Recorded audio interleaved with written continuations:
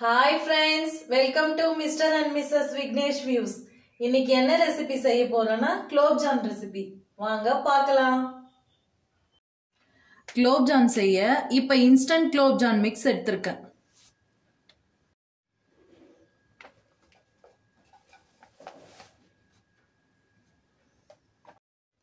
இப்ப இதல கொஞ்சம் கொஞ்சமா தண்ணி சேர்த்து இந்த மாவை பிசைஞ்சு எடுத்துக்கோங்க.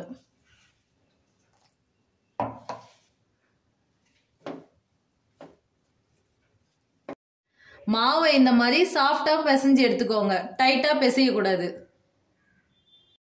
மாவு காஞ்சிராம இருக்கிறதுக்கு 1/2 ஸ்பூன் நெய் சேர்த்துட்டு மூடி வச்சுக்கலாம்.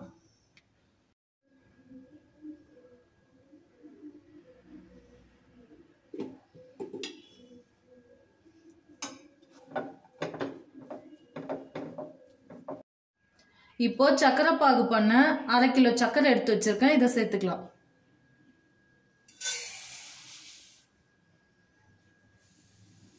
அரை கிலோ சக்கரைக்கு 1/2 லிட்டர் தண்ணி எடுத்திருக்கேன். இப்ப இதை சேர்த்துக்கலாம். அடுப்பை மீடியம் ஃப்ளேம்ல வச்சுட்டு சக்கரை கரையிற வரைக்கும் மிக்ஸ் பண்ணிக்கலாம்.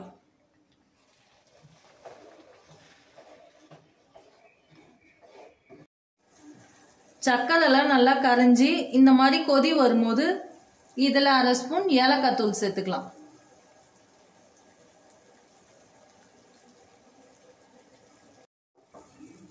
சக்கரை பாகுலாம் இப்ப ரெடி ஆயிடுச்சு. இப்ப இதை எடுத்து தனியா வச்சுக்கலாம். இப்போ ரெடி பண்ணி வச்ச மாவெல்லாம் சின்ன சின்ன உருண்டையா உருட்டிக்கலாம். கையில நெய் தடவிட்டு எல்லா மாவையும் உருட்டி எடுத்துக்கலாம்.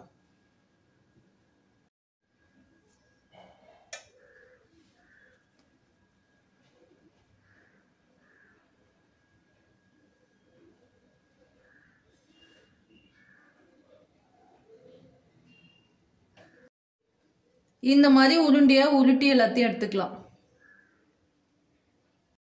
எல்லா மாவையும் இப்ப உருண்டை பிடிச்சி எடுத்தாச்சு. இதை எண்ணெயில போட்டு பொரிச்சு எடுத்துக்கலாம். எண்ணெய் சூடாயிடுச்சு. இப்ப இது எல்லாத்தையும் பொரிச்சு எடுத்துக்கலாம்.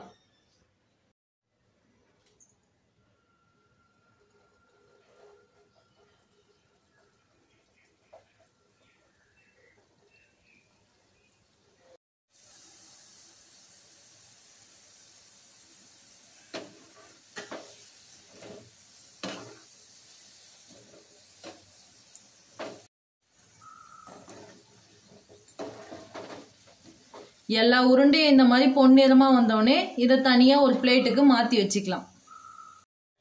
பொரிச்சு வச்ச உருண்டையெல்லாம் இப்ப சக்கரை பாகுல சேர்த்துக்கலாம்.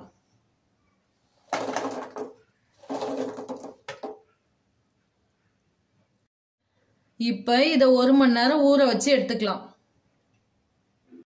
சுவையான குண்டு குண்டு குலோப் ஜாம் ரெடி.